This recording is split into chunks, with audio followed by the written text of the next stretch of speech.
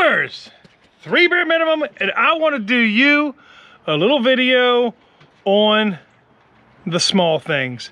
You know, all my life, for the longest time, people have told me, don't sweat the small things, don't sweat the small things, don't worry about the small things, let the small things go. Well, let me show you a few little small things here. It's a couple small things, isn't it?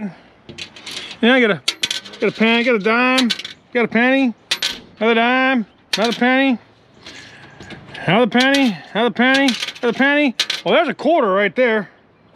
Small things add up, don't they? Small things add up quick. So if you think about your life and problems going on and issues going on and people telling you don't sweat the small things, remind them that the small things add up. This small thing here might represent your kid mouthing off to you. This small thing here might represent your kid getting a bad grade in school and you did nothing about it. This small thing here might represent, you know, someone not paying you back. Well, it might be something like that. So this small thing here might be, you know, you do something really nice for someone, they don't even acknowledge it. This small thing here might represent blowing a tire out on your car. This small thing here might represent anything. You might represent all these small things and you're worrying about them. Some small things can be prevented, but some small things cannot. But what you have to do is you have to take and prevent the small things from taking place. You have to stop them from taking place. You can't let them happen over and over and over again. If you got people using you in your life and you let them, this is what's going to happen. They're going to keep using you and using you and using you until you put a stop to it. Then you're the bad guy. So remember, small things do add up. Some small things can get prevented, but when a lot of small things can't get prevented, they start adding up. And they start equaling stress, relationship issues, you making bad decisions financially, you going out distracted driving and wrecking your car. Oh, yeah, that might as well be another small thing. So just keep in mind, your mental health is up to you.